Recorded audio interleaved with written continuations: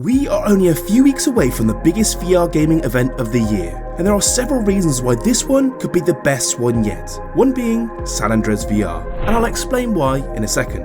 But there is more. From a surprise AMA from Boz, where he talks about a new upgrade to the existing avatar system, we also get a look at YouTube's new mixed reality feature, and we take a dive into a few incredible games. And so welcome back to another week's worth of VR news.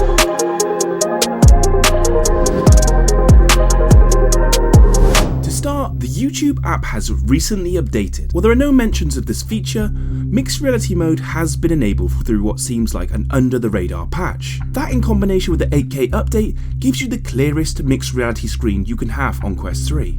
To test this out, simply go to the menu, select mixed reality from the environments tab.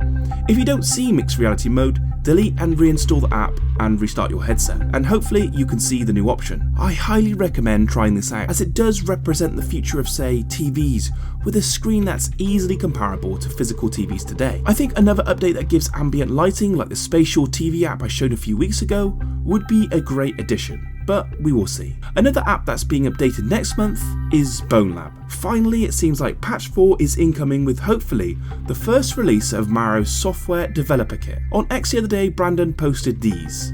That patch 4 was less than a month away, and the team was actively working on patch 5, 6, 7, 8 and 9, which for Bonelab fans is a great sign for longevity.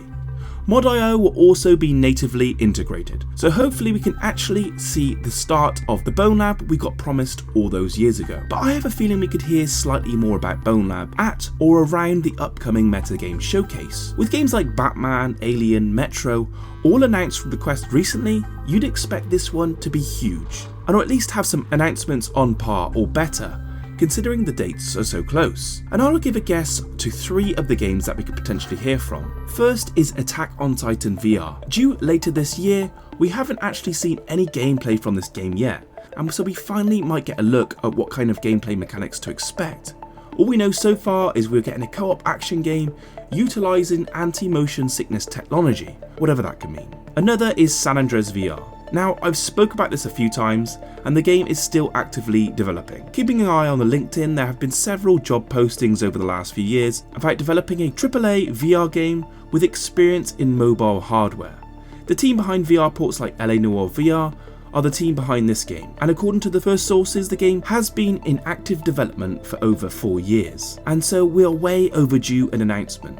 And I believe it's highly likely that this year's metagame showcase would be the right time, as any longer we'll be entering another generation of Quest by the time San Andreas VR is here. Lastly, we might hear something from Blade and Sorcery. The team behind Blade and Sorcery have been working on something truly mega for the game, and that's essentially an overhaul to the entire game, giving actual purpose and progression in what they are calling the Crystal Hunt. I'll explain briefly what this update includes, as they recently posted a huge update on their Steam page, but here is the condensed version.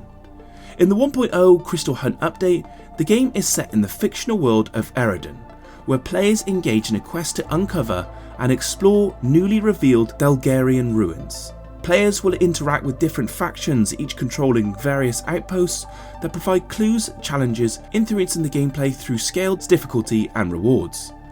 As players progress, they gather intel to access dungeons aiming to acquire crystal cores and shards.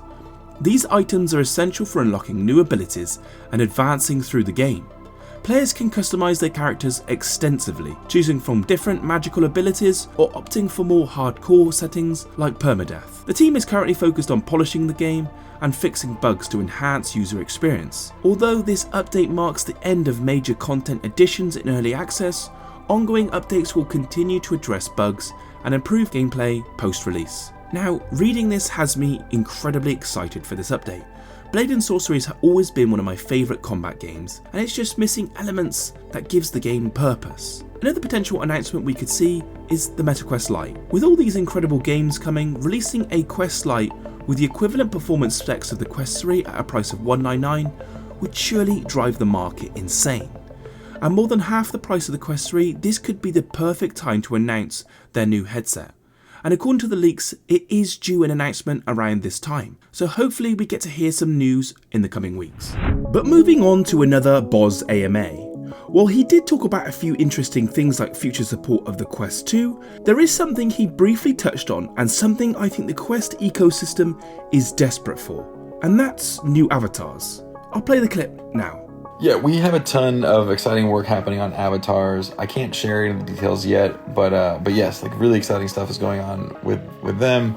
The wedding ring is a good point. I have to get on that. Maybe you're catching some heat for how you present yourself in these spaces.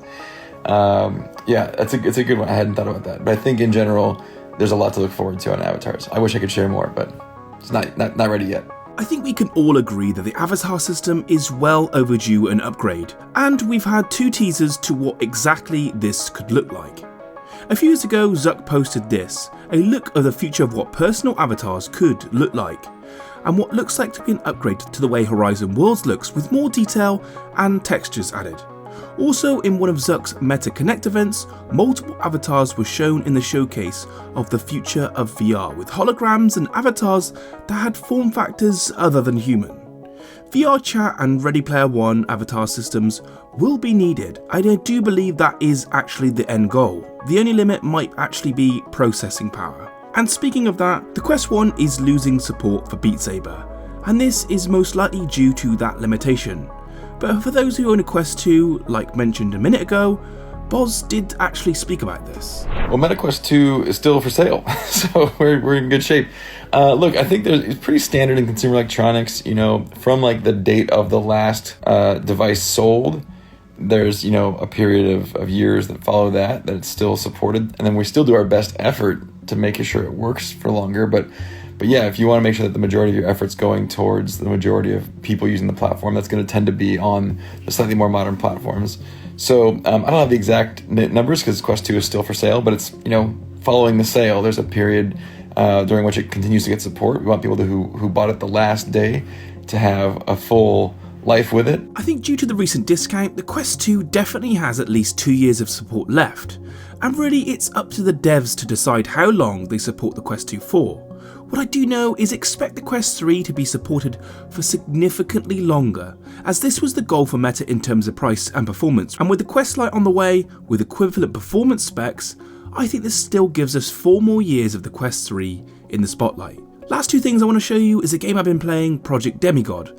The graphics might initially put you off, but they have native mod.io integrations that lets you play as different characters like Omni-Man. If you want a bit of sandbox fun, I highly recommend checking this game out. And next is another use of Meta's new spatial framework from the same dev who made the Avatar video last week, but this time he's done it to Harry Potter.